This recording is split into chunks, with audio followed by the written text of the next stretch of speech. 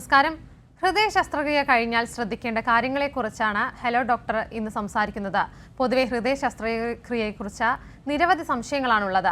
ഡോക്ടറോട് ചോദിക്കാം. നമുക്കൊപ്പം കണ്ണൂർ ഗവൺമെന്റ് മെഡിക്കൽ കോളേജിലെ കാർഡിയോളജി വിഭാഗം assistant professor doctor SG Shyam Lakshman ചേരുന്നു. ഡോക്ടർ, ഹലോ ഡോക്ടറിലേക്ക് സ്വാഗതം. എല്ലാവർക്കും നമസ്കാരം. ഡോക്ടർ, ആദ്യം തന്നെ ഹൃദ്രോഗങ്ങളുമായി ബന്ധപ്പെട്ട ശസ്ത്രക്രിയ കഴിഞ്ഞാൽ പൊതുവെ ശ്രദ്ധിക്കേണ്ട കാര്യങ്ങൾ എന്തെല്ലാമാണ്? എന്തെല്ലാം കരുതലെടുക്കണം? സാധാരണ രീതിയിൽ നമ്മളൊരു ഹൃദയ ശസ്ത്രക്രിയ കഴിഞ്ഞാൽ നമ്മൾ പല ഭാഗങ്ങളായിട്ടാണ് അത് ഡിവൈഡ് ചെയ്യുന്നത്. ഒന്ന്, നമ്മൾ ഏത് പേഷ്യൻ്റാണോ ആ ശസ്ത്രക്രിയ ചെയ്തിരിക്കുന്നത്, പ്രായം കുറഞ്ഞവരാണോ അല്ല മുതിർന്നവരാണോ. പക്ഷേ എല്ലാ പേഷ്യൻറ്റിനോടും നമ്മൾ സാധാരണ പറയുന്ന 2-3 കാര്യങ്ങളുണ്ട്.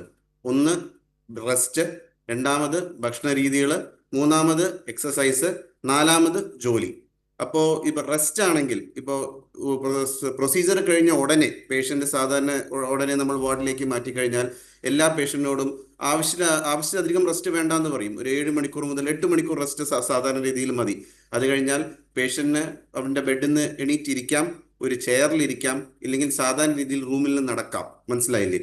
അത് കഴിഞ്ഞിട്ട് സാധാരണ രീതിയിൽ പേഷ്യൻറ്റിനോട് നമ്മൾ ഇമ്മീഡിയറ്റ്ലി പ്രൊസീജിയർ കഴിഞ്ഞാൽ എന്തൊക്കെയാണ് ഭക്ഷണം എന്ന് പറയുന്നത്, വളരെ ലഘുഭക്ഷണമായ ഭക്ഷണങ്ങൾ, കഞ്ഞിവെള്ളമോ ഇല്ലെങ്കിൽ കട്ടൻ ചായയോ ഇല്ലെങ്കിൽ കൊഴുപ്പില്ലാത്ത ഭക്ഷണങ്ങൾ, നമ്മൾ സാധാരണ രീതിയിൽ നമ്മൾ വീട്ടിൽ ഭക്ഷണം കഴിക്കുന്ന ഇഡ്ഡലിയോ ദോശയോ അങ്ങനെ വളരെ എണ്ണയില്ലാത്ത പദാർത്ഥങ്ങൾ നമ്മൾ കഴിക്കാൻ പറയാറുണ്ട്. അത് കഴിഞ്ഞാൽ ജോലിയുടെ കാര്യം. ഇപ്പം നമ്മുടെ ഒരു പേഷ്യൻ്റ് ജോലിക്ക് പോവുകയാണെങ്കിൽ, നമ്മൾ ഒരു പേഷ്യൻ്റ് സാധാരണ രീതിയിൽ ഇരുന്നുള്ള ജോലിയാണെങ്കിൽ ഒരാഴ്ചൻ്റെ ഉള്ളിൽ ജോലിക്ക് പോവാം. അല്ല, ഒരു പേഷ്യൻ്റ് ഒരു തൊഴിലാളിയാണ്, ഒരു മത്സ്യത്തൊഴിലാളിയാണ്, ഒരു മാനുവൽ ലേബറാണ്, ഒരുപാട് വെയിറ്റ് തൂക്കുന്ന ഒരു ജോലിയാണെങ്കിൽ 1 മാസം കഴിഞ്ഞ് ജോലിക്ക് പോകാൻ പറ്റും. ശരി ഡോക്ടർ. മാത്രമല്ല തുടർ ചികിത്സകൾ എങ്ങനെയാണ് ഡോക്ടർ? മാത്രമല്ല ചെക്കപ്പ് എപ്പോഴൊക്കെ ചെയ്യണം? ചെക്കപ്പ് എത്ര നാൾ തുടരണം? സാധാരണ രീതികൾ നമ്മൾ പഠനങ്ങൾ എന്താ പറയുന്നത് വെച്ചാൽ, ഒരു പേഷ്യൻ്റ് ഒരു പ്രൈമറി ആൻജിയോപ്ലാസ്റ്റി, ഇപ്പം നമ്മൾ ആൻജിയോപ്ലാസ്റ്റി ആണല്ലോ ഏറ്റവും കോമൺ ആയിട്ട് ചെയ്യുന്ന ശസ്ത്രക്രിയ. ഒരു ആൻജിയോപ്ലാസ്റ്റി കഴിഞ്ഞാൽ ഫസ്റ്റ് ചെക്കപ്പ് ഒരു പേഷ്യൻ്റ് 1 ആഴ്ച കഴിഞ്ഞാണ് വരേണ്ടത്. ആ 1 ആഴ്ച വരുമ്പോൾ നമ്മൾ പേഷ്യൻറ്റിനെ കാണുന്നത്, വന്ന സമയത്ത് പേഷ്യൻ്റ് എങ്ങനെയായിരുന്നോ, പേഷ്യൻ്റെ കണ്ടീഷൻ ആയിരുന്നു മെച്ചപ്പെട്ടിട്ടുണ്ടോ, ഹാർട്ടിൻ്റെ പമ്പിങ് വന്ന സമയത്തിനെക്കാട്ടും മെച്ചപ്പെട്ടിട്ടുണ്ടോ, അവരുടെ പ്രഷറോ ഷുഗറോ പ്രമേയമോ വല്ല ഉണ്ടെങ്കിൽ അത് എങ്ങനെയാണ്, അപ്പോൾ അത് കൺട്രോളിലാണോ, പ്രഷർ കൺട്രോളിലാണോ, ഷുഗർ കൺട്രോളിലാണോ, ഈ വക കാര്യങ്ങളാണ് നമ്മൾ നോക്കുക. പല പേഷ്യൻസും നമ്മളോട് ചോദിക്കാറുണ്ട്, സർ എൻ്റെ കൊളസ്ട്രോൾ ഉണ്ടായിരുന്നില്ല, നിങ്ങൾ ഇവിടെ നിന്ന് ചെക്ക് ചെയ്തപ്പോൾ കൊളസ്ട്രോൾ ഉണ്ടായിരുന്നു, ഞാൻ ഇനി എപ്പോഴാണ് എൻ്റെ കൊളസ്ട്രോൾ ചെക്ക് ചെയ്യേണ്ടത്? കൊളസ്ട്രോൾ എന്ന കാര്യം ഇപ്പം നമ്മളുടെ സോഷ്യൽ മീഡിയയിൽ വളരെ കൂടുതലായിട്ട് വ്യാപകമായിട്ട് പറയുന്നുണ്ട്. പക്ഷേ എല്ലാ പേഷ്യൻസും മനസ്സിലാക്കേണ്ട കാര്യം എന്താ വെച്ചാൽ, ഈ കൊളസ്ട്രോൾ ടെസ്റ്റ് എന്നുള്ള ടെസ്റ്റ് സാധാരണ രീതിയിൽ നമ്മൾ ഒരു ആൻജിയോപ്ലാസ്റ്റിയോ ഒരു അറ്റാക്കോ വരുമ്പോൾ വളരെ കൂടുതലായിട്ടോ അതിൻ്റെ റിസൾട്ട് പലപ്പോഴും കറക്റ്റ് ആവാറില്ല. അപ്പോൾ ഒരു പേഷ്യൻ്റെ കൊളസ്ട്രോൾ ആക്ച്വലി എപ്പോഴാണോ നോർമൽ എന്ന് അറിയണമെങ്കിൽ അറ്റ്ലീസ്റ്റ് ഒരു 3 മാസം ഇല്ലെങ്കിൽ ഒരു 12 ആഴ്ച കഴിഞ്ഞ് നമ്മളിത് ചെയ്യാൻ പാടുള്ളൂ. 1 മാസത്തിനുള്ളിൽ നമ്മൾ പേഷ്യൻറ്റിനോട് ചോദിക്കുന്നത്, നിങ്ങൾ പുറത്തിറങ്ങി നടക്കാൻ തുടങ്ങിയോ, നിങ്ങളുടെ നോർമൽ എക്സസൈസുകൾക്ക് നിങ്ങൾ പോകാൻ തുടങ്ങിയോ, മൂന്നാമത് 1 മാസം കഴിഞ്ഞ് നിങ്ങൾ ജോലിക്ക് റെഡിയാണോ. 1 മാസം കഴിഞ്ഞ് നമ്മൾ പേഷ്യൻറ്റിനെ കാണുമ്പോൾ നമ്മൾ പേഷ്യനോട് ഇൻസ്ട്രക്ഷൻസ് കൊടുക്കുന്നത്, സാധാരണ ഇരുന്നുള്ള ജോലിയാണെങ്കിൽ, ഡെസ്ക് ജോബ് ഏതെങ്കിലും ആണെങ്കിൽ നിങ്ങൾ ജോലിക്ക് പോകാം. അല്ല, നിങ്ങൾ മത്സ്യത്തൊഴിലാളി ആണെങ്കിൽ 1 മാസം കഴിഞ്ഞും പോവാം, പക്ഷേ ഒരു 2 മാസം കഴിഞ്ഞ് പോകുമ്പോൾ വളരെ സ്റ്റേബിൾ ആയിരിക്കും. ഇതിൽ പല ഫാക്ടേഴ്സ് ഉണ്ട്. പേഷ്യൻ്റെ ഹാർട്ടിൻ്റെ പമ്പിങ് എങ്ങനെയാണ്, പേഷ്യൻ്റെ ഹാർട്ട് വീക്കാണോ, പേഷ്യൻ്റെ ഹാർട്ട് സ്ട്രോങ് ആണോ, ഇതിൽ പലതും നമ്മളുടെ വേരിയേഷൻ വരാം.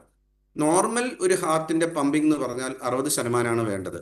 ഒരു പേഷ്യൻ്റെ ഹാർട്ട് അറ്റാക്ക് കഴിഞ്ഞാൽ പമ്പിങ് 45% ആവാം, 40% ആവാം, ഇല്ലെങ്കിൽ 30% താഴെ ആവാം.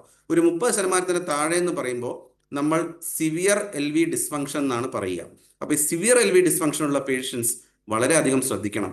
ഒരുപാട് സ്ട്രെനുവസ് എക്സസൈസ് ഇല്ലെങ്കിൽ ഭാരമായ ജോലികൾ ചെയ്യാൻ പറ്റില്ല. ഇപ്പം എന്നോട് പല പേഷ്യൻസ് വന്ന് ചോദിക്കാറുണ്ട്, സർ ഞാനൊരു മത്സ്യത്തൊഴിലാളിയാണ്, എൻ്റെ പമ്പിങ് ഹാർട്ട് കുറവാണല്ലോ, എനിക്ക് ഇപ്പോൾ ജോലിക്ക് പോകാൻ പറ്റുമോ? അപ്പം ഞാൻ എപ്പോഴും അവരോട് പറയുന്നത്, സാധാരണ രീതിയിൽ ഇരുന്നുള്ള ജോലി വല്ലതും കിട്ടുവാണെങ്കിൽ, ഒരു കടയിലുള്ള ജോലിയോ ഇല്ലെങ്കിൽ ചെറിയൊരു ജോലി കിട്ടുകയാണെങ്കിൽ അത് ചെയ്തു നോക്കൂ. പിന്നെ മെല്ലെ മെല്ലെ നടന്നു നോക്കൂ, നിങ്ങളുടെ ശരീരത്തിനെ അതിനനുസരിച്ച് അഡ്ജസ്റ്റ് ചെയ്യൂ. ഒരു 3 മാസം 4 മാസം അല്ലെങ്കിൽ ഒരു 6 മാസം കഴിഞ്ഞ് നിങ്ങൾക്ക് ഭാരം തൂക്കാൻ പറ്റുവാണെങ്കിൽ നിങ്ങൾ പഴയ ജോലിക്ക് പോകാം. ഇതാണ് നമ്മൾ സാധാരണ പേഷ്യൻസിന് കൊടുക്കുന്ന ഇൻസ്ട്രക്ഷൻസ്. വ്യക്തമാണ് ഡോക്ടർ. മാത്രമല്ല മറ്റൊരു സംശയം ഭക്ഷണക്രമത്തെ കുറിച്ചാണ്. ഭക്ഷണക്രമം എങ്ങനെയാണ് ഡോക്ടർ? എന്തെല്ലാം കാര്യങ്ങൾ ഭക്ഷണക്രമത്തിൽ ശ്രദ്ധിക്കണം? ഭക്ഷണത്തിൽ എന്തെല്ലാം ഉൾപ്പെടുത്തണം? ഓക്കെ, ഇത് നമ്മൾ പല രീതിയിൽ നമുക്ക് ഇതിനെ ക്ലാസിഫൈ ചെയ്യാം. ഫസ്റ്റ്, ഞാൻ പറഞ്ഞ പോലെ ഒരു പേഷ്യൻ്റ് ഹോസ്പിറ്റലിലാണെങ്കിൽ എന്തൊക്കെ ഭക്ഷണം കഴിക്കണം.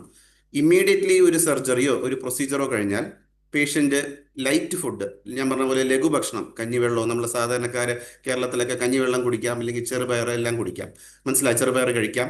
അതല്ലാതെ രാവിലെ ബ്രേക്ക്ഫാസ്റ്റിന് ഇഡ്ഡലിയോ ദോശയോ ഒക്കെ കഴിക്കാം.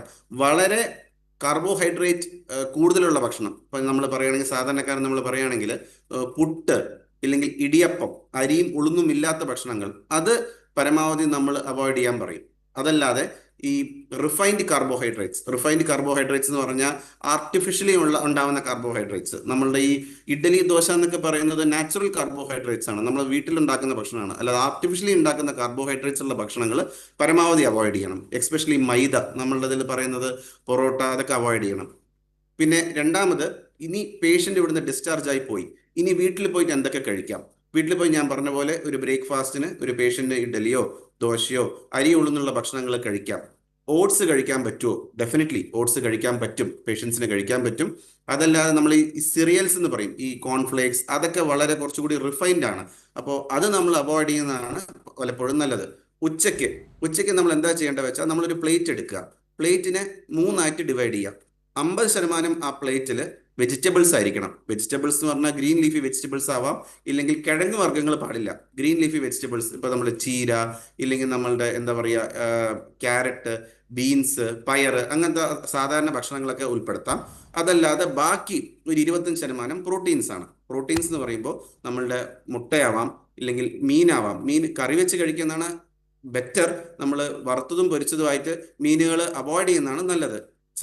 പല പേഷ്യൻസ് നമ്മളോട് ചോദിക്കാറുണ്ട്, സർ ഏത് തരം മീൻ ഉപയോഗിക്കാം? നമുക്ക് ഏത് മീനിനും പ്രശ്നമില്ല, ചെറിയ മീനാണെങ്കിലും വലിയ മീനാണെങ്കിലും ഒരു കുഴപ്പമില്ല.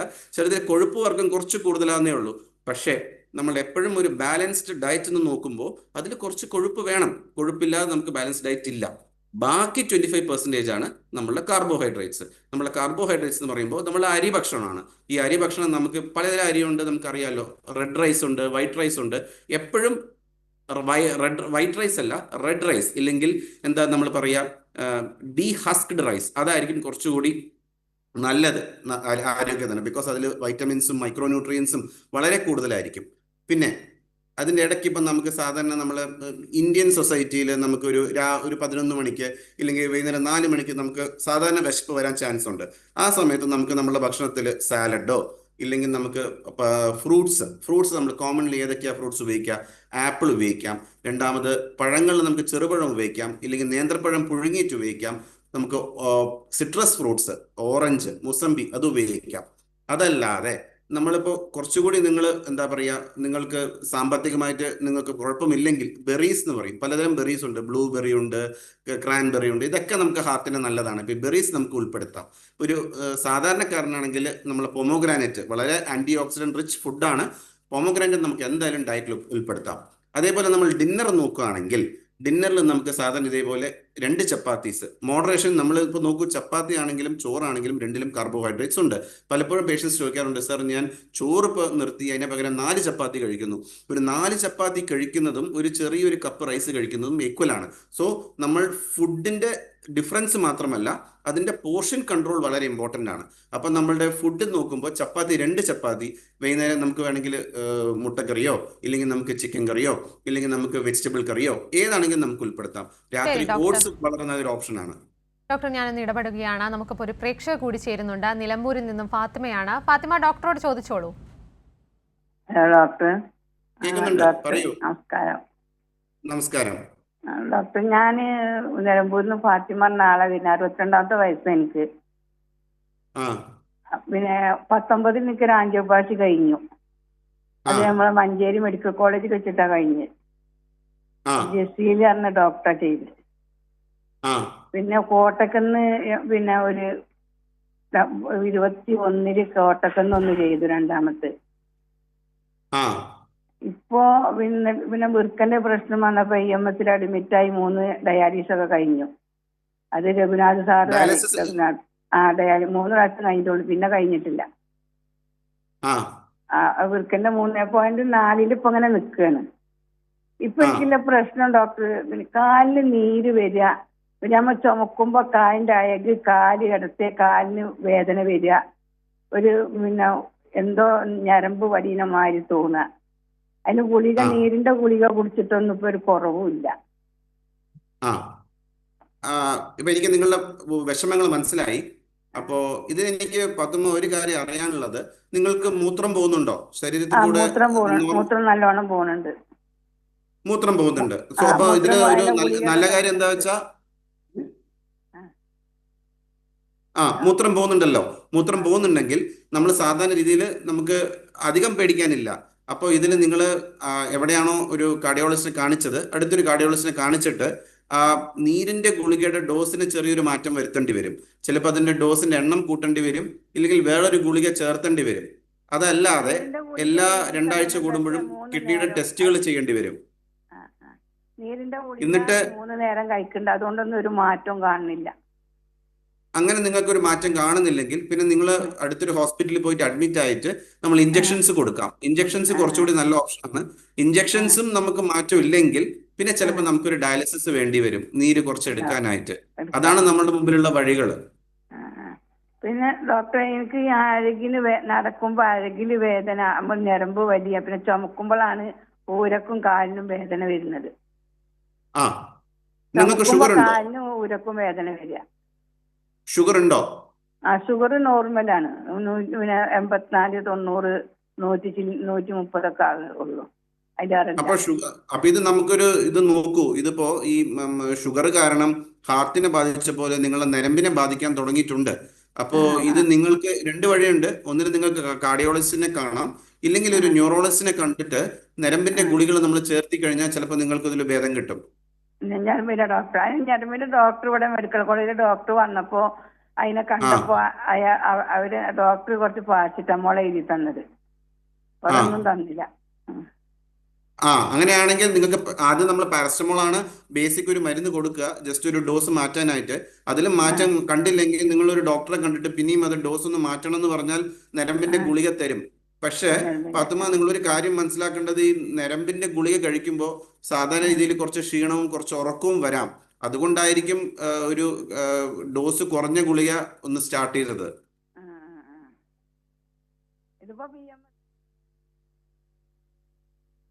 ഹലോ, പ്രേക്ഷകർക്ക് വ്യക്തമായെന്ന് വിശ്വസിക്കുന്നു. ഡോക്ടർക്ക് തുടരാം. നമ്മൾ ഭക്ഷണക്രമത്തിനെ കുറിച്ചാണ് സംസാരിച്ചുകൊണ്ടിരുന്നത് ഡോക്ടർ. അപ്പോ ഇങ്ങനെ 3 നേരം നമ്മൾ ബ്രേക്ക്ഫാസ്റ്റ്, ലഞ്ച്, ഡിന്നർ എന്ന് നമുക്ക് രീതിയിൽ താരതമ്യപ്പെടുത്താം. അത് കഴിഞ്ഞാൽ ഒരു പേഷ്യൻ്റ്, സാധാരണ പേഷ്യൻസിനെല്ലാം ഉള്ള ചോദ്യം എന്താണ്, എപ്പോഴാണ് ഡോക്ടർ നമ്മൾ നോർമൽ ഡയറ്റിലേക്ക് പോവുക? നമ്മൾ നോർമൽ ഡയറ്റിലേക്ക് സാധാരണ രീതിയിൽ ഒരു 6 മാസം ഇല്ലെങ്കിൽ 1 വർഷം കഴിഞ്ഞാൽ നോർമൽ ഡയറ്റിലേക്ക് പോവാം. എപ്പോഴും നമ്മൾ നോർമൽ ഡയറ്റ് എന്ന് പറയുമ്പോൾ ഒരു നോർമൽ ഡയറ്റ് വിത്ത് മോഡറേഷൻ എന്ന് പറയും. വിത്ത് മോഡറേഷൻ എന്ന് പറഞ്ഞാൽ നമുക്ക് ഈ അറ്റാക്ക് വരുന്ന മുന്നേ ഉള്ള ഡയറ്റ് അല്ല. നമ്മൾ ചില വ്യത്യാസങ്ങൾ ഈ ഡയറ്റിൽ ഉണ്ടാക്കണം. നമ്മളുടെ കൊഴുപ്പ് എന്ന രീതിയിൽ കുറയ്ക്കണം. അതല്ലാതെ നിങ്ങൾ എപ്പോഴെങ്കിലും പോകുമ്പോൾ നമ്മളൊരു കല്യാണത്തിനോ അല്ലെങ്കിൽ ചടങ്ങിനോ പോകുമ്പോൾ മാത്രം നമ്മൾ എണ്ണയുള്ള പദാർത്ഥങ്ങളോ ബിരിയാണിയോ അങ്ങനെ കഴിക്കാം. അതല്ലാതെ ഇപ്പം മദ്യപിക്കുന്ന ശീലം ഉണ്ടെങ്കിൽ മദ്യപിക്കുന്ന ഫ്രീക്വൻസി, ഒരാഴ്ചയിൽ എത്ര വർഷം മദ്യപിക്കുന്നു അത് കുറയ്ക്കേണ്ടിയിരിക്കുന്നു. മദ്യപാനം കംപ്ലീറ്റ്ലി അവോയ്ഡ് ചെയ്യുന്നതാണ് ഏറ്റവും നല്ലത്. പക്ഷേ മദ്യപാനത്തിന് ഒരു എന്താ പറയുക, ഒരു പോസിറ്റീവായ എഫക്റ്റ് ഉള്ളത് കാരണം വളരെ നമ്മൾ പഠനങ്ങൾ പറയുന്നത് ഇൻ മോഡറേഷൻ മദ്യപിക്കുന്നതിൽ തെറ്റില്ല. പക്ഷേ എപ്പോഴും സ്മോക്കിംഗ് കംപ്ലീറ്റ്ലി അവോയ്ഡ് ചെയ്യണം. മദ്യപിക്കുന്നത് ഹാർട്ടിന്റെ പമ്പിങ് കുറവാണെങ്കിൽ കംപ്ലീറ്റ്ലി അവോയ്ഡ് ചെയ്യണം. ഇതൊക്കെയാണ് നമ്മൾ ശ്രദ്ധിക്കേണ്ടത്. വ്യക്തമാണ് ഡോക്ടർ. ഡോക്ടർ, മറ്റൊരു കാര്യം, പൊതുവെ വ്യായാമം ചെയ്യണം. ഈ വ്യായാമം എങ്ങനെയാണ് ഡോക്ടർ? നടത്തത്തിന്റെ ആവശ്യകത എത്രത്തോളം ഉണ്ട്? നോക്കൂ, അതേപോലെ തന്നെ ഇപ്പൊ നിങ്ങൾ വ്യായാമം എന്നോട് ചോദിക്കുകയാണെങ്കിൽ, ഒരു പേഷ്യന്റ് ഡിസ്ചാർജ് ആയി കഴിഞ്ഞുള്ള വ്യായാമം ആണെങ്കിൽ നമ്മൾ പറയാറുള്ളത്, പേഷ്യന്റ് ഇമ്മീഡിയറ്റ്ലി ഡിസ്ചാർജ് ആയി 2 ദിവസം കഴിഞ്ഞ് വീട്ടിലെത്തിക്കഴിഞ്ഞാൽ വീട്ടിൻ്റെ ഉള്ളിലൊരു നോർമൽ നടത്തം, വീട്ടിൽ നല്ലൊരു 5 സെന്റ് 10 സെന്റ് സ്ഥലമാണെങ്കിൽ ആ കോമ്പൗണ്ടിൽ ഒരു 3-4 റൗണ്ട് നടക്കാം.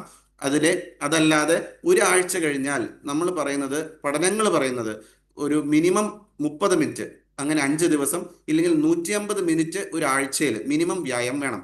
ആ 30 മിനിറ്റ് നിങ്ങൾക്ക് വേണമെങ്കിൽ 15 മിനിറ്റ് രാവിലെയും 15 മിനിറ്റ് രാത്രിയുമായിട്ട് ഡിവൈഡ് ചെയ്യാം. ഇല്ലെങ്കിൽ 30 മിനിറ്റ് ഒരേ സമയത്ത് നമ്മൾ നടക്കാൻ പറയും. ഇതല്ലാതെ ഇതിൽ കുറച്ച് എക്സെപ്ഷൻസ് എന്താ വെച്ചാൽ, ഇപ്പം ഏതെങ്കിലും ഒരു പേഷ്യന്റ് നമുക്ക് ഹാർട്ടിന്റെ പമ്പിംഗ് ഒക്കെ കുറവാണെങ്കിൽ നമ്മൾ പേഷ്യൻസിനോട് പറയും, സാധാരണ വൈകുന്നേരം രാത്രിയാകുമ്പോൾ ഒരുപാട് നടക്കരുത്. ബിക്കോസ് ഹാർട്ട് റേറ്റ് കൂടിയാലോ അല്ലെങ്കിൽ ബുദ്ധിമുട്ട് വന്നാൽ രാത്രി ഉറക്കത്തിന് ബുദ്ധിമുട്ട് വരാം. അതുകൊണ്ട് ഹാർട്ട് പമ്പിംഗ് കുറഞ്ഞ പേഷ്യൻസിന് നമ്മൾ പറയും, യൂഷ്വലി നിങ്ങൾ നടക്കുകയാണെങ്കിൽ രാവിലെ നടക്കൂ. രാവിലെ നടക്കുന്നത് രാവിലെ ഒരു 15 മിനിറ്റ്, ഉച്ചയ്ക്ക് ഒരു 15 മിനിറ്റ് രീതിയിൽ നടക്കാം. ഇപ്പോൾ ഒരു മിനിമം 30 മിനിറ്റ്സ് ആണ് നമ്മൾ പറയുന്നത്. ഒരു നോർമൽ പേഷ്യന്റ് ഹാർട്ടിന്റെ പമ്പിംഗ് ഒരു കുഴപ്പമില്ലെങ്കിൽ മേ ബി ഒരു 2 മാസം കഴിഞ്ഞാൽ അവർക്ക് നോർമൽ ആക്ടിവിറ്റി ചെയ്യാം. ഇപ്പോൾ ഒരു ട്രെൻഡ് കണ്ടുവരുന്നത് നമ്മളുടെ യങ് പേഷ്യൻസിന് ജിമ്മിൽ പോകാൻ പറ്റുമോ അതൊക്കെ ചോദിക്കുന്ന പേഷ്യൻസ് ഉണ്ട്. ജിമ്മിൽ പോകുന്നത് സാധാരണ ഇപ്പോൾ ഒരു നോർമൽ പേഷ്യൻ്റ് ആൻജിയോപ്ലാസ്റ്റി കഴിഞ്ഞ് ഹാർട്ടിൻ്റെ പമ്പിങ് നോർമൽ ആണെങ്കിൽ ഒരു മേ ബി ഒരു 3 മാസം കഴിഞ്ഞ് നോർമൽ ജിമ്മിലേക്ക് പോവാം. ജിമ്മിൽ പോയി കഴിഞ്ഞ് 1 or 2 months കഴിഞ്ഞ് പേഷ്യൻസിന് ഹെവി വെയിറ്റ് ലിഫ്റ്റിങ്ങും ചെയ്യാം. യാതൊരു പ്രശ്നവുമില്ല. ഹൃദയ ശസ്ത്രക്രിയ കഴിഞ്ഞാൽ ശ്രദ്ധിക്കേണ്ട കാര്യങ്ങളെക്കുറിച്ചാണ് ഹലോ ഡോക്ടർ ചർച്ച ചെയ്യുന്നത്. നമുക്കൊപ്പം ഡോക്ടർ ശ്യാം ലക്ഷ്മൺ തുടരുന്നുണ്ട്. ഡോക്ടർ, ആദ്യം തന്നെ നമുക്കിപ്പോൾ ഒരു പ്രേക്ഷകനുണ്ട്. എറണാകുളത്ത് നിന്നും അബ്ദുൽ ഖാദറാണ്. അബ്ദുൽ ഖാദർ, ഡോക്ടറോട് ചോദിച്ചോളൂ. ഹലോ ഹലോ, പറയൂ. ഹലോ കേൾക്കുന്നുണ്ട്, പറയൂ. 78 വയസ്സുണ്ട്. ശരി. ഞാൻ 14 കൊല്ലം മുമ്പ് ആൻജിയോപ്ലാസ്റ്റി ചെയ്ത ആളാണ്. ശരി. ഇപ്പോഴും ബ്ലോക്ക് ഉണ്ട്. പക്ഷെ ബ്ലോക്ക് ഇപ്പൊ ഒന്നും ചെയ്യുന്നില്ല, പ്രായം കൂടിയോണ്ടേ. ആ അപ്പൊ അതുപോലെ തന്നെ കിഡ്നി പേഷ്യന്റ് ആണ്. എന്റെ ക്രിയാറ്റിൻ 3.8 ഉണ്ട്. ആ അപ്പൊ ഇപ്പോ ഞാൻ മരുന്നുകൾ കഴിക്കുന്നുണ്ട്. നെഫ്രോളജിസ്റ്റിനെയും കാണുന്നുണ്ട്, കാർഡിയോളജിസ്റ്റിനെയും കാണുന്നുണ്ട്. അതെ. അപ്പൊ മരുന്ന് കഴിച്ചിട്ട് എന്റെ പ്രഷർ കൺട്രോളാണുള്ള. പ്രഷർ ഞാൻ 2 സൈസ് ഗുളിക കഴിക്കുന്നുണ്ട്, ആപ്രസോള് പിന്നെ ആർക്കാമിൻ. ആ അത് 2 ഗുളിക കഴിച്ചിട്ട് പ്രഷർ കൺട്രോളാണുള്ള. പ്രഷർ ഇടക്കിടക്ക് ഷൂട്ടപ്പ് ചെയ്യുന്നു, കൂടി വരുന്നു. അബ്ദുൽ ഖാദർ, നിങ്ങളുടെ പ്രഷർ എത്രയാണ്? കേട്ടില്ല. എത്രയാണ് പ്രഷർ ഇപ്പോ? പ്രഷർ സാധാരണ കേസിൽ 150-70 ഒക്കെ ഉണ്ടാവുള്ളൂ.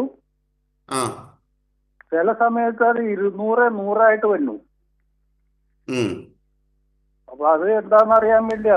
മരുന്ന് കഴിച്ചിട്ടും ചില സമയത്ത് കൺട്രോൾ ആവണില്ല.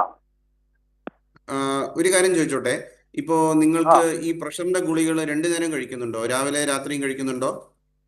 3 നേരം കഴിക്കണ്ട്. 3 നേരം. 3 നേരം കഴിക്കുന്നുണ്ട്. അതല്ലാതെ ഇപ്പോ ഏത് സാഹചര്യത്തിലാണ് നിങ്ങളുടെ ഈ പ്രഷർ കൂടുതലായിട്ട് കാണുന്നത്? ഏതെങ്കിലും സമയത്ത് നിങ്ങളുടെ ഉറക്കമില്ലായ്മയാണോ, ഇല്ലെങ്കിൽ നിങ്ങൾ കൂടുതൽ എന്തെങ്കിലും നടക്കുന്നു, ജോലി കൂടുതലാവുമ്പോഴാണോ കൂടുതൽ കാണുന്നത്? അങ്ങനെയില്ല, രാവിലെ വൈകുന്നേരവും കൂടുതലായിട്ട് കാണാം. ഉച്ചയ്ക്ക് എനിക്കാറും നോർമല്ല. അങ്ങനെയാണെങ്കിൽ നോക്കൂ, ഇപ്പൊ നിങ്ങൾ 2 മരുന്നിലാണ് ഉള്ളത്. 2 മരുന്നെന്ന് പറയുമ്പോൾ ഒരു കിഡ്നി പേഷ്യന്റ് സംബന്ധിച്ചും ഒരു ഹാർട്ട് പേഷ്യന്റ് സംബന്ധിച്ചും എക്സ്പെഷ്യലി നിങ്ങൾക്ക് ഓൾറെഡി ഒരു ബ്ലോക്ക് ഉള്ള സ്ഥിതിക്ക് നിങ്ങൾക്ക് മരുന്നിന്റെ ഡോസ് വേണമെങ്കിൽ ഇനിയും കൂട്ടാം. എന്താ വെച്ചാൽ ഇപ്പൊ നിങ്ങൾ പറഞ്ഞ പോലെ പല മരുന്നുകളുണ്ട് ഇതിലിപ്പോ നമുക്ക് കൂട്ടാനായിട്ട്. ഞാൻ പറയുകയാണെങ്കിൽ ആൽഫ ബ്ലോക്കേഴ്സ്, അങ്ങനെ പല മരുന്നുകളുണ്ട്. അപ്പോൾ നിങ്ങൾക്ക് വേണമെങ്കിൽ ഒരു നെഫ്രോളജിസ്റ്റിനോ കാർഡിയോളജിസ്റ്റിനോ കാണിച്ചിട്ട് ഈ മരുന്നിന്റെ ഡോസ് മാറ്റാം. പിന്നെ രണ്ടാമത് ഒരു കാര്യം കൂടി എനിക്ക് അറിയേണ്ടത്, ഈ BP കൂടുതലായിട്ട് കാണുന്നുണ്ടെന്ന് പറഞ്ഞല്ലോ. ഏത് ടൈമിലാണ് കൂടുതലും നിങ്ങൾ നോക്കാറ്? രാവിലെയാണോ രാത്രിയാണോ? ഹലോ ഹലോ ഡോക്ടർ, നമുക്ക് പ്രേക്ഷകനിലേക്ക് തിരിച്ചു വരാം. ഡോക്ടർ, ഹൃദയ ശസ്ത്രക്രിയയ്ക്ക് വിധേയമായ അല്ലെങ്കിൽ ശസ്ത്രക്രിയയിലേക്ക് നിൽക്കുന്ന സ്ത്രീകൾ ശ്രദ്ധിക്കേണ്ട കാര്യങ്ങൾ എന്തൊക്കെയാണ്? മാത്രമല്ല, ഗർഭധാരണത്തിൽ സ്ത്രീകൾ ശ്രദ്ധിക്കേണ്ടത് എന്തൊക്കെയാണ്? നോക്കൂ, ഒരു കാര്യം നമ്മൾ മനസ്സിലാക്കേണ്ടത്, ഫീമെയിൽസിൽ നമുക്ക് ഹോർമോണൽ അഡ്വാൻറ്റേജ് ഉള്ളത് കൊണ്ട് ഹൃദയം സംബന്ധമായ അസുഖങ്ങൾ വളരെ ലേറ്റ് ആയിട്ടാണ് വരിക ആണുങ്ങളെ സംബന്ധിച്ച്. അപ്പോൾ അതല്ലാതെ ചെറുപ്പക്കാരിയുള്ള സ്ത്രീകൾക്ക് വാൽവിൻ്റെ അസുഖങ്ങളും ഹൃദയം ശസ്ത്രക്രിയ അല്ലാതെ വേറെ നമുക്ക് വാൽവിൻ്റെ ചുരുക്കങ്ങളും അങ്ങനത്തെ അസുഖങ്ങളും നമ്മൾ ഇന്ത്യയിൽ കാണാറുണ്ട്. അപ്പോൾ ഇങ്ങനെ വാൽവ് സർജറിയോ അതൊക്കെ കഴിഞ്ഞു കഴിഞ്ഞാൽ സാധാരണ രീതിയിൽ നമ്മൾ പറയുന്നത് എപ്പോഴും ഒരു പ്രോപ്പർ ആൻജിയോപ്ലാസ്റ്റി കഴിയുകയാണെങ്കിൽ ഒരു വർഷത്തേക്കോ 6 മാസത്തേക്കോ നമ്മൾ ഹൈ ഡോസ് മരുന്നാണ് നമ്മൾ കൊടുക്കുക. അപ്പം നമ്മൾ പറയും, എന്തെങ്കിലും എമർജൻസി അല്ലാതെ നിങ്ങൾ ഗർഭം ധരിക്കാൻ പ്ലാൻ ചെയ്യുകയാണെങ്കിൽ 6 മാസമോ 1 വർഷമോ വെയിറ്റ് ചെയ്യുകയാണെങ്കിൽ വളരെ നല്ലത്. ആ സമയത്ത് പിന്നെ ഗർഭം ധരിച്ചു കഴിഞ്ഞാൽ ചില മരുന്നുകൾ ഫസ്റ്റ് 3 മാസം പ്രഗ്നൻസിയിൽ നമുക്ക് നിർത്തിവെക്കേണ്ടതാണ്.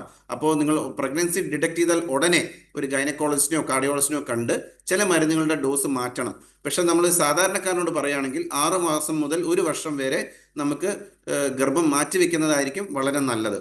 അതല്ലാതെ ബാക്കി നമ്മളുടെ റെസ്റ്റും എക്സസൈസും അതൊക്കെ നമ്മളൊരു നോർമൽ ആണുങ്ങളെ പോലെ എന്താണോ അതാണ് നമ്മൾ ഉപയോഗിക്കാൻ പറയാറ്.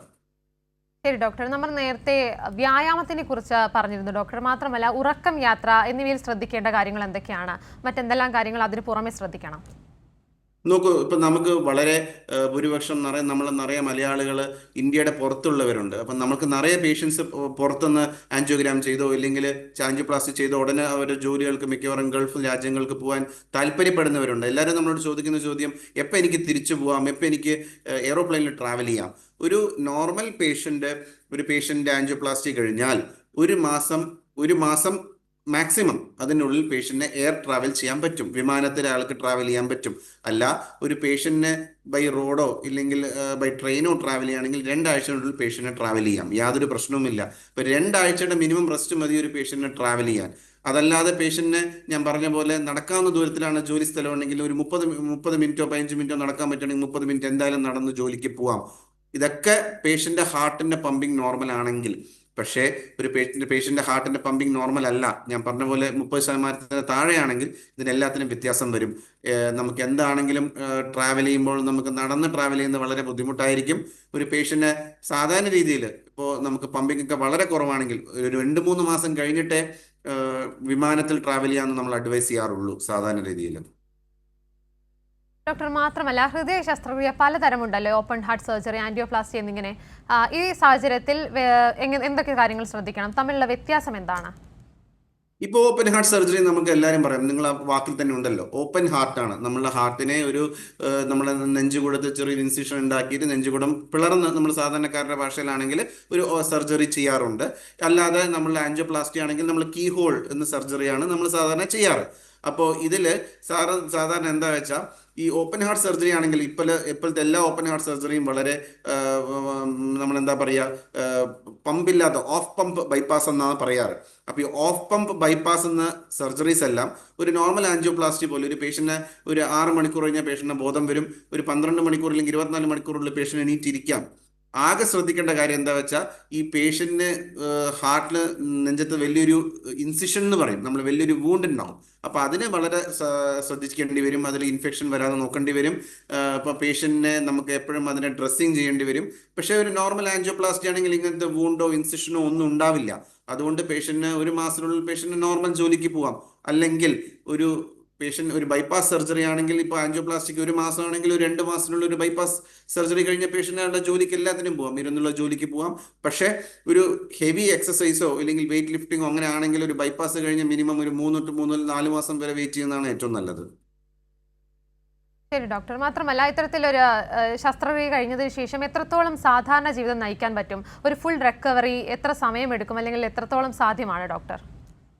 അതായത് നമ്മൾ പിന്നെയും ഡിസ്കസ് ചെയ്ത ആ പേഷ്യന്റിന്റെ ഹാർട്ടിന്റെ പമ്പിങ് എങ്ങനെയാണ് ഒക്കെ അനുസരിച്ചിരിക്കും. ഒരു പേഷ്യന്റ് നോർമൽ പമ്പിങ് ആണ്, പേഷ്യന്റ് നമ്മൾ ഒരു 6 മണിക്കൂറിനുള്ളിൽ വന്ന് ഒരു ആൻജിയോപ്ലാസ്റ്റി കഴിഞ്ഞു ആണെങ്കിൽ, അപ്പൊ പേഷ്യന്റിന് 1 മാസത്തിനുള്ളിൽ നോർമൽ ജീവിതം ശരിക്കും പറഞ്ഞാൽ നയിക്കാം. ഒരു നോർമൽ ജീവിതത്തിനെ പോലെ അയാൾക്ക് എല്ലാം ഒരു നോർമൽ മനുഷ്യനെ പോലെ എല്ലാ ജോലിയും ചെയ്യാം, അയാളുടെ കുടുംബജീവിതം നോർമലി കൊണ്ടുപോകാം, അയാളുടെ ഭക്ഷണങ്ങൾ മാത്രം കുറച്ച് ശ്രദ്ധിച്ചാൽ മതി. നേരെ മറിച്ച് ഒരു ബൈപ്പാസ് ആണെങ്കിൽ ഒരു 3 മുതൽ 4 മാസം കഴിഞ്ഞാൽ ഒരു പേഷ്യന്റ് നോർമൽ ജീവിതത്തിലേക്ക് പോവാം. ഡോക്ടർ, മാത്രമല്ല ചിലർ ഈ കണ്ടിന്യൂസ് ആയിട്ടുള്ള ചികിത്സ എടുക്കാതിരിക്കുന്ന ഒരു സാഹചര്യം ഉണ്ടാവാറുണ്ട്, അല്ലെങ്കിൽ അത് തിരിച്ചറിയാൻ പറ്റാത്തൊരു സാഹചര്യം. ആ സാഹചര്യത്തിൽ എന്താണ് ചെയ്യേണ്ടത്? വളരെ ബുദ്ധിമുട്ടുള്ള സാഹചര്യങ്ങളാണ് അതൊക്കെ. എന്താ വെച്ചാൽ പലപ്പോഴും നമുക്ക് ഇതിന്റെ അസുഖ ലക്ഷണങ്ങൾ മനസ്സിലാവാത്ത കാരണം ഒന്ന് ഡയബറ്റീസ് ആണ്, പ്രമേഹം. അപ്പോൾ പ്രമേഹമുള്ളവർക്ക് നെഞ്ചുവേദന വരണമെന്നില്ല. അപ്പോൾ ഇതിൽ നമ്മൾ വളരെ പേഷ്യൻസിനോട് വളരെ ക്ലിയർ ആയിട്ടും സിമ്പിൾ ആയിട്ടാണ് കാര്യങ്ങൾ പറയാറ്. പേഷ്യൻസിനോട് നമ്മൾ പറയുന്നത്, ആദ്യത്തെ 6 മാസം നമ്മൾ തരുന്ന മരുന്ന് അതേപോലെ പരമാവധി കഴിക്കാൻ നോക്കുക. അത് കഴിഞ്ഞ് 6 മാസം കഴിഞ്ഞാൽ ഈ മരുന്നിന്റെ ഡോസ് നമ്മൾ പരമാവധി കുറച്ച്, ഇപ്പൊ 5 മരുന്നാണെങ്കിൽ 3 മരുന്നോ 2 മരുന്നിലേക്കോ ചുരുക്കാൻ നോക്കും. അപ്പോൾ പേഷ്യൻസ് ശ്രദ്ധിക്കേണ്ടത് എന്താ വെച്ചാൽ, വളരെ കുറഞ്ഞ മരുന്നുകൾ, നല്ല ക്വാളിറ്റി ഉള്ള മരുന്നുകൾ ഡോക്ടർ എന്താണോ പ്രിസ്ക്രൈബ് ചെയ്യുന്നത് അറ്റ്ലീസ്റ്റ് ഒരു 6 മാസം, 1 വർഷമാണ് കണക്ക്, അറ്റ്ലീസ്റ്റ് ഒരു 6 മാസമെങ്കിലും കഴിക്കാൻ നോക്കുക. 6 മാസം കഴിച്ചു കഴിഞ്ഞാൽ മരുന്നിന്റെ ഡോസ് കുറയും. പക്ഷേ ഇതിൽ എല്ലാ പേഷ്യൻസും മനസ്സിലാക്കേണ്ട ഒരു കാര്യം എന്താ വെച്ചാൽ, ചില മരുന്നുകൾ ലൈഫ് ലോങ് കഴിക്കേണ്ടതായിരിക്കും. പ്രഷറിന്റെയും ഷുഗറിന്റെയും അതല്ലാതെ നമ്മളുടെ ഹാർട്ടിന്റെ മരുന്നുകൾ എന്തായാലും ലൈഫ് ലോങ് കഴിക്കണം, ഒരു പേഷ്യന്റ് ഹൃദയ ശസ്ത്രക്രിയ കഴിഞ്ഞാലും ഇല്ലെങ്കിൽ ഒരു ആൻജിയോപ്ലാസ്റ്റി കഴിഞ്ഞാലും. ഡോക്ടർ, ഹൃദയത്തിന്റെ ആരോഗ്യത്തിന് അല്ലെങ്കിൽ ആരോഗ്യ സംരക്ഷണത്തിന് ശ്രദ്ധിക്കേണ്ട കാര്യങ്ങൾ ഡോക്ടർ നേരത്തെ സൂചിപ്പിച്ചു. മദ്യപാനം, പുകവലി എന്നിവ ഒഴിവാക്കുക എന്നത്. അതിന് പുറമെ മറ്റെന്തെല്ലാം കാര്യങ്ങൾ മുൻകൂറായി നമ്മൾ ശ്രദ്ധിക്കണം ഡോക്ടർ? ഒന്ന്, നമ്മുടെ ജീവിതശൈലി, നമ്മൾ പറഞ്ഞ പോലെ പുകവലി, മദ്യപാനം. അതല്ലാതെ നമ്മളുടെ ഭക്ഷണത്തിൽ ഉപ്പിന്റെ അളവ്, നമ്മൾ ഇന്ത്യക്കാര് സോൾട്ട് സെൻസിറ്റീവ് എന്ന് പറയും. നമ്മൾ ഇന്ത്യക്കാരിൽ നമ്മളുടെ പല ആൾക്കാർക്കും ഉപ്പ് കൂടുതൽ കഴിച്ചാൽ പ്രഷർ വരാനുള്ള ടെൻഡൻസി ഉണ്ട്. അപ്പോൾ ഉപ്പിന്റെ അളവ് കുറയ്ക്കുക. നമ്മൾ സാധാരണക്കാരോട് പറയുന്നത് അച്ചാറ്, പപ്പടം അങ്ങനത്തെ കാര്യങ്ങളൊക്കെ പരമാവധി ഒഴിവാക്കുക. വറുത്തതും പൊരിച്ചതും ഭക്ഷണങ്ങൾ, ആ വറുത്തതും പൊരിച്ചതും ഭക്ഷണങ്ങൾ സാധാരണ നമ്മൾ പറയുന്നത് ട്രാൻസ് ഫാറ്റി ആസിഡ്സ് കൂടുതലായിട്ട് കാണാറുണ്ട്.